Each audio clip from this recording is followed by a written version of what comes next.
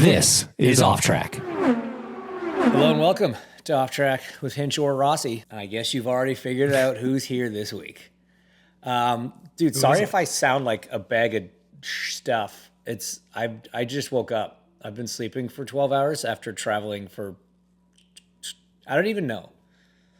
Yeah, it's not good given my line of work. This is so weird, though. Okay, so you slept in and have done nothing. I've run 4.5 miles today. This is what it's like to be you? Wake up in California 12 hours after I went to bed? Yeah, kinda. Because that's what I've done. Yeah, man. Okay, so you've gotten up, you've been to the gym. Got Hazel to school. She showered, yeah. Wow, that's okay. So 4.5 miles you ran? Yeah.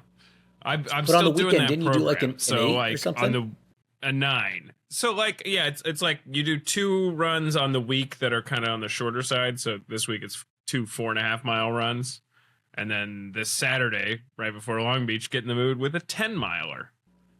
So Saturday morning you're doing a 10 miler. Yeah. So like if I'm limping around the paddock Saturday, that's why. But you know what? You won't be, because you've been doing your training and like you did. How was it after the 9? The 9 wasn't as bad as I thought. The 8 was the hardest because I'm going to be honest, I had a little bit of wine the night before the 8. Yes, Tim, that does affect your running performance the following day. So the 8 was the hardest. The 9 wasn't that bad, but it was still like my legs were jello yesterday afterwards. It's like, I've just never run that far. I used to row in high school, so the most I'd ever run before was like 10Ks when we were being punished. Like, when you did not stroke at the appropriate time as the other people in the boat. Yeah, so it's a new thing. How did you hit your 100 miles in February? No, I threw my back out, and so it's such an old man story. I have a comment after. Okay. No, I was doing great. Like I was on pace to be. I was on pace to have like 3 days off at the end of the month, and I was running. We were actually out in LA, and I was on the treadmill, and I think I slept funny. I'd been in my 8th bed in 10 nights or something, and I ran and I like tweaked something in my back, and it's like it threw a rib out on like the back half of me or something. I don't know. And so it's like, I'll just take a day off. I've built myself up a bit of a buffer. And I was like almost immobile for like 4 days. And then I had to come home, go to the chiropractor, and then it still took a few more days. So I didn't run for like a week. And then I was like, I'm not going to now jump back on a treadmill and have to do 8 miles a day for the rest of the month to make this. So I'm just going to defer it to a future month. Dude, back stuff is the worst. Yeah, man. I it's threw my awful. back out in January, like lifting some suitcases, and it's just been kind of like I have to stretch twice a day, whether I'm working out or not, to just not have it hurt anymore. Yes. Stretching is so important, and I do it like, I don't know if you can negative stretch, but that's basically how I live my life. I think they call that like flying. Flying is the negative stretch. Correct. Exactly. Sitting in a like seated position on a plane for that amount of hours, it is so bad for you. And Becky yells at me all the time, very rightly, as she should, to stretch more. And I almost never do it. She challenged me to be able to like straight legs, bend over and touch my toes by the time we got home from Japan. And like, I got it. Like, I had to work at it because I was pretty far away before we went. And I got there, but it was like, I had to do a little bit of a momentum and like, like at that last like quarter of an inch, I had to like, I couldn't hold my toes. I could touch them, but I need a little, it's bad, man. I need so much help. It's not good. It's not good. Yeah. Okay. Are you a big believer in the chiropractor? Do you go? No, not at all. No? I think before this happened, I had been twice in my life. And then on the other side of the scale, Becky is like a religious believer. So where do you fall in the chiropractic scale? I was always super opposed to the chiropractic because I've just like, that's kind of me. I've heard enough about like the history of it as a medicine to know that as like, a medical practice. That it was like kind of bunk science. But I went after this most recent one And like after I threw my back out in January, I went to the chiropractor out here, and like I'll say it helped, but like before he did the adjustment stuff, I was just being stretched out for like 10 minutes. So I think that's what really helped. It was like, all right, I'm gonna make sure you're really stretched out, and then I'm just gonna make things pop, so it sounds like I did something. But here's the other thing too, though, right? Is like as much as I was kind of anti going, I crack my knuckles 20 times a day. Yeah, but that's just releasing air. Right. And I'll crack, like I have like, sometimes I'll crack, I don't even know what I'm cracking when I do it. It's like something in my pelvis region. Like if I've been sitting, I can kind of like do something where I lock my ankles together and pull apart. It's like your tailbone. Like I crack my neck a lot. Oh, you crack your neck a lot. Like everything that I crack on my own, on my body, I'm like, oh, this is great. I love this. And then all of a sudden when someone else is doing it, I'm like, I don't know if I buy into this science. Like it doesn't make any sense. It's a ragingly hypocritical approach to take. I know that they're cracking it. I just don't know if it is actually doing anything good, right? Like when you're cracking your knuckles, you just... Yes. My biggest fear with it was always... because I had heard or I knew people, I forget where this came from, but it was like, once you do it, you become reliant on it and you have to keep doing it forever. Oh, so it's like chapstick. It's like, well, no, it was my same philosophy with why I never started drinking coffee. Because growing up, when my friends started transitioning into drinking coffee, then when they would have days where they didn't get their coffee or like, they were just completely miserable. They were different people before they had 2 cups of coffee in the morning. And I was like, I never want to be reliant on having coffee to feel like myself. I never wanted to be reliant on somebody cracking my back for me to like feel good. So I was just like, I'll just suffer through everything and it'll take care of itself. That's like kind of my take on medicine and illness and sickness and injury is just wait it out. It'll be fine. I also think though, like we're at a point, and admittedly you're significantly older than me, okay, like just 80, calm down, 90 years champ. old. All right, pump the brakes. I think we've both solidly passed the point of like, you can't really build a base for yourself anymore. Do you know what I mean? Like you've... yes, 100%. Like, we're on that. We're on having coffee now. Yeah, like we're at least at that. We're at least at that like the free hang moment where you throw the ball in the air before it starts coming back down. We don't have upward momentum anymore. No. We are on the back half of the hill. Yes, I see what you're saying. And that's actually there's something to that because what I will say. The one thing that I've taken out of my, going into my 4th year of working F1 now is I drink a lot of espresso on F1 weekends. Okay, because that's coffee. I know, but let me explain. When I say I don't drink coffee, I mean that like I don't have a morning cup of coffee in any capacity whatsoever. That's not when I have to espresso. I have to espresso jet lagged at 2:30 to 3:30 in the afternoon when you're like, you still have another session to go. And you're like, I need a little caffeine shot. Okay. But I also hate every second of it. Right. So not only do I not drink coffee in the morning, most people that do drink coffee in the morning, they enjoy it. They enjoy the routine. They enjoy the smell. They enjoy the taste. I have to have an espresso for the sake of the caffeine. Sometimes I'll use a Red Bull instead of an espresso. But sometimes it's not appropriate to have a Red Bull because you're sitting in the Haas hospitality or something, or McLaren hospitality. So you have coffee or you have espresso. I didn't even think about that. Yeah. It's the caffeine without, it's like in the minimal amount of coffee delivery, I get the caffeine that I need. So I do not like coffee. I do not drink coffee. I will essentially smash an espresso for like self-preservation. But that's it. But dude, I like the routine. I like the routine. Yeah. And honestly, 9 times out of 10, my neighbor Casey pops over. I make a cup of coffee for him too. I'll read a section of the paper, pass it over to him. We'll have the news on. We'll just sit around and chat. So you're just an old married couple? Pretty much, yeah. Do you guys do like the crossword together? Or? No, I do the crossword myself because I pay for the paper. If he wants to do the crossword, he can get his own subscription. He gets the Sudoku because you don't like those. I do the jumble and the crossword. That's fair. Have we talked about your new desk yet? No. Dude, okay, so we're just gonna like completely brush over the fact that your background is a completely different thing, and even though it kind of looks fake, like if it wasn't for the Macbeth book, yeah, no, it's real. No, yeah, I know, yeah, like your hair, It looks fake, but it is very much real. I even got this Yeah. picture of me holding you up. That's how you Just know it's legit. When was that from? 2015? 2016? That would have been, yeah, that 2016. was 2016. 2016. That was after Dancing with the Stars, after right? Dancing with the Stars, because Sharna was there that night. Right. Felt like, about time to start getting rid of the stuff that I brought to this apartment from college. Like, I still had the same, I still had a lot of the same, I was getting rid of some stuff, and one of the surge protectors at my old desk, like, had the name of the rental property that I stole it from in college. It's like, oh, that's, I probably like that. I don't think that's protecting from surge anymore. No, I don't think it ever did, if I'm honest. If they were just giving them away to college kids.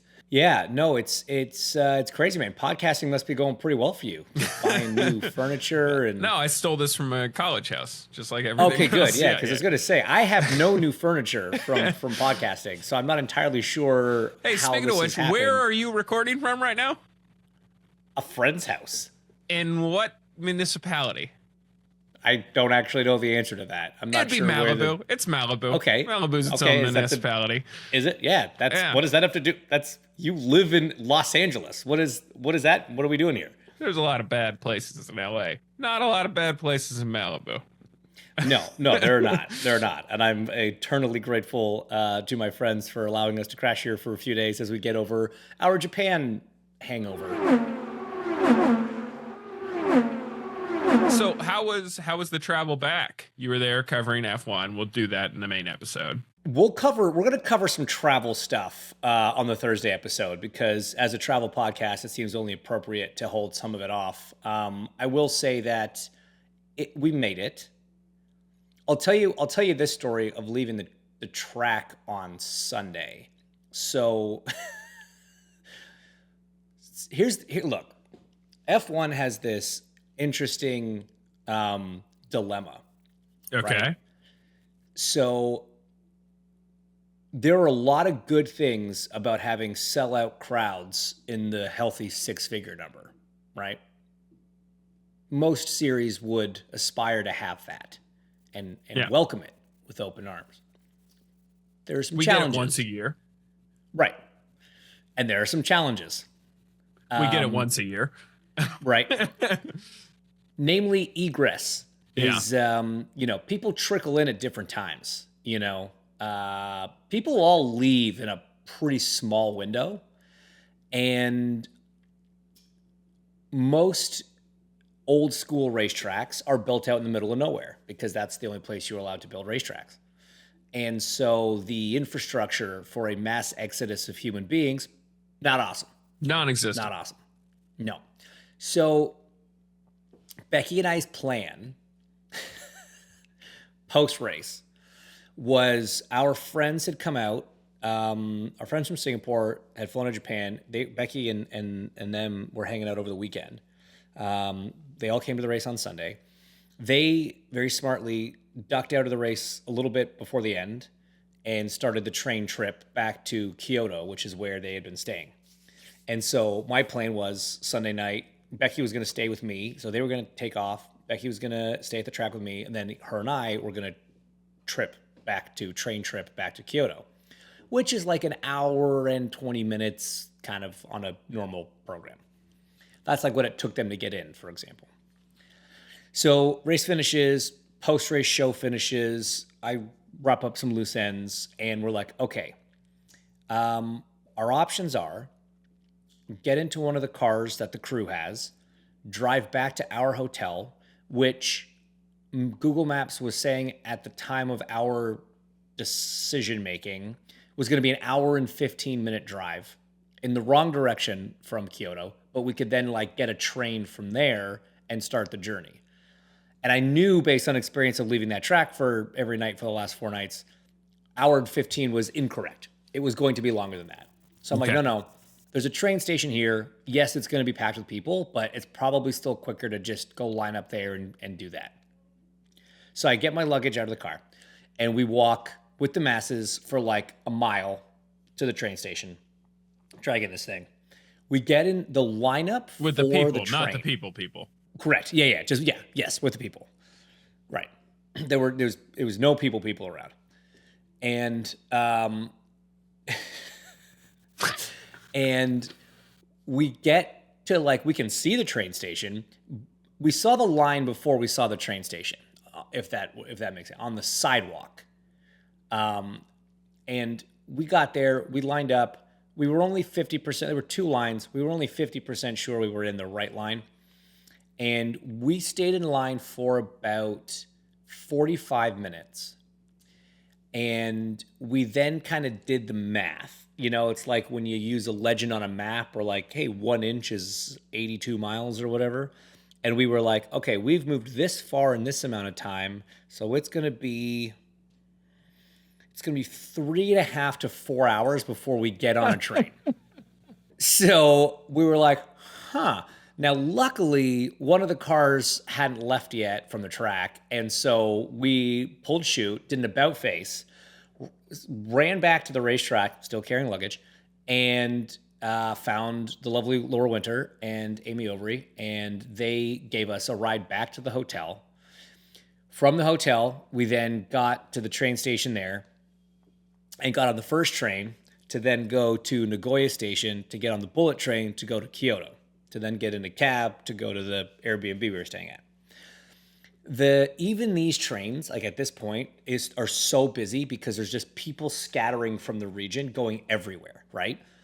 So the trains there, they have seats. The last row of each car is reserved for people with big luggage because there's like a big space behind the last row of seats to like the bulkhead, to the wall basically.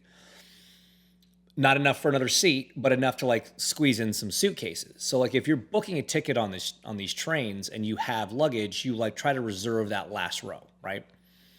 And so we got on this train and I have a suitcase. We had not reserved, this was not a reserved ticket car, but the place was packed. There were people standing in like the breezeways between the cars or whatever.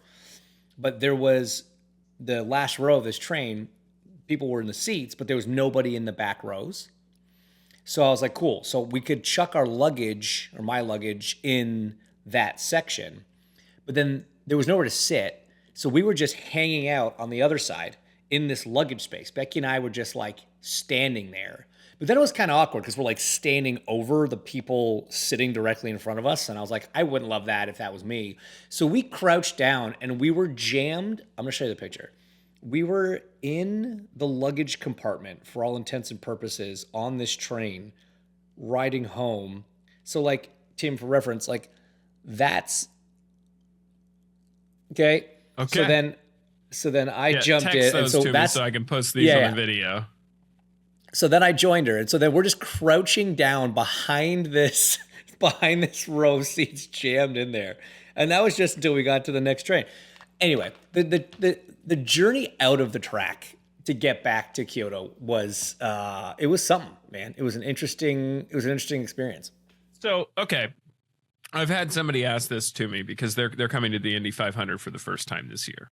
And I tried to warn, they were like, well, how is it getting in? I was like, getting in's okay. It's not great, but it's okay. Getting out's going to be your problem. And because same thing, everybody trickles in, you all leave at the same time. With that, all of that, if somebody was considering going to that race for the first time, would you say it's worth it? Wow. Yeah. Look, man, it's, I think the 500's worth it.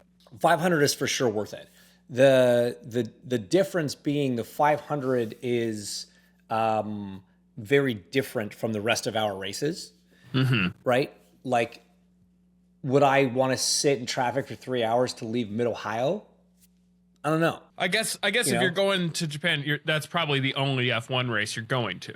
Like most of those people, right? Yeah, or like it's a bucket list one that you want to go to for the sake of seeing Suzuka because it's one of the coolest tracks in the world. And so yes, it is worth it. I do think, look, if I were to do it again, Tim, I would have planned things very differently, right? I had zero plan, and so that was like, there was no. You used to be a big helicopter guy. Was that not an option? Yeah, it's less of an option.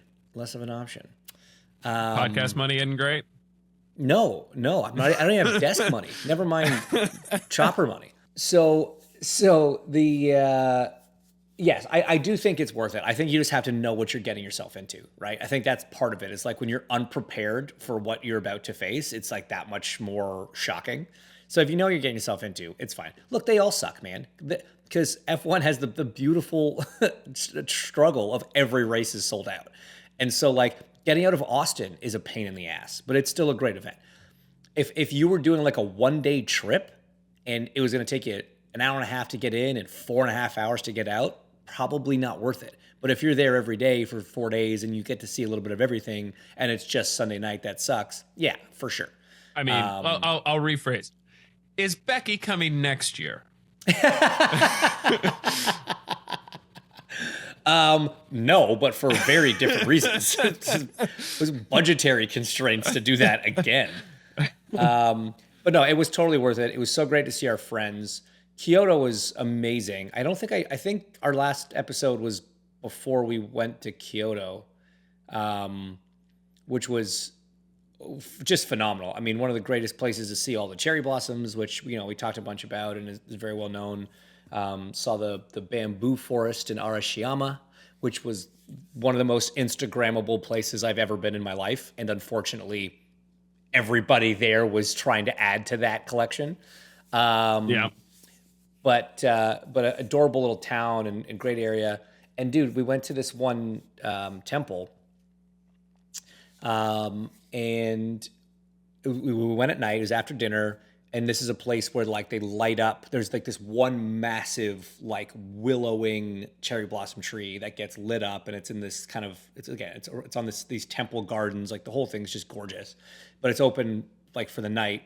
All these little vendors set up. It kind of looks like a state fair, but it's around cherry blossom trees in a temple like gardens rather than the parking lot of the horse racetrack in Indy.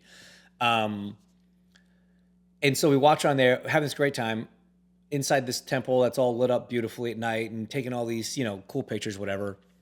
And this guy comes up to me and Becky, and he goes, "I'm sorry to interrupt." He goes, "Are you James Hinchcliffe?" And I kind of like, and I was like, yeah, hey man, how's it going? And he goes, "Yeah." "Oh, you're serious? You actually are?" And I'm like, "Yeah, no, no, I am. I really am." He thought I almost thought he was kidding, and then he thought I was kidding. Anyway, his name's What Sam. did he Great guy. recognize you from? F1 TV, IndyCar, Dancing with the Stars. All of the above. So I think originally F1, and then he told me, he was like, "You're the reason I started watching IndyCar." Oh, hell yeah. And I was like, "That's amazing. That's so cool, man. Thank you for saying that, and thank you for watching." And so he's from Atlanta, and he, it had been a bucket list thing for him to come to see Suzuka and do the F1 race. So he was doing that. Like we were actually on very similar programs. He'd come a week early and was touring around, was going to the race, and then he was staying for a little bit more. But so I said, I was like, "Have you been to an IndyCar race yet?" And he goes, "No, not yet." And I was like, "Well, look, man," I'm like, "Barber's coming up. You're from Atlanta. It's a 2-hour drive. If you ever, if you got the time, it's definitely worth checking out. It's a great spot, and the museum and all that stuff, whatever." I said, "Yeah, it's cool. I'll look into that, man. Thanks. Cool." So we kind of said our goodbyes, chatted for a bit, and went off. I get an Instagram message from Sam a couple days later. He goes, "All right, you sold me. I just booked my tickets for Barber." Hell yeah. All right, Sam. So we got Sam's coming out. We're going to show Sam a good time. And then on that note, also Brian, I don't know if I told you guys this, that Brian, the nicest human being in the world. Yeah, the one who gave the seat up in first class. Yeah. He's going to be in Long Beach. So Brian and his buddy are getting the VIP treatment in Long Beach. Sam, we're going to show him a good time in Atlanta, in Barber. It's going to be great. I won't be in Barber because that's the day after my half marathon in Indy, the mini marathon. Mm-hmm. But I'll go ahead and buy Brian a drink in Long Beach. But we should, Yes, what? Let's have Sam on. Let's have Sam be our Tuesday guest because I want to hear after he does Barber what he thought of both of them. I love that. I love that. We will do that. We'll get Sam on. In the meantime, we'll let you go because we've kept you here long enough. But Long Beach this weekend, we're going to preview that on Thursday. We're going to review the F1 race and some of the shenanigans, and then I'll tell you my frustrated traveler story. And Worse than getting out of the track. Getting out of the track. Oh, yes and no. Okay. Philosophically worse. Got it. Okay. Practicality was fine, but you'll see. You'll see. You got to tune in. Tune in on Thursday, and we'll chat to you then. This has been Off Track with Hinch and Rossi. Off Track is part of the SiriusXM Sports Podcast Network. If you enjoyed this episode and want to hear more, please give a 5-star rating and leave a review. Subscribe today wherever you stream your podcasts. We are at Ask Off Track on Twitter and Instagram, and if you want to follow us on Twitter, we're at Hinchtown and at Alexander Rossi. If you want to follow Thim, though we have no idea why you would, he's at the Tim Durham on Twitter. Find us on YouTube and subscribe to our channel for exclusive video content. Off Track is produced by Tim Durham, and by that we mean Thim.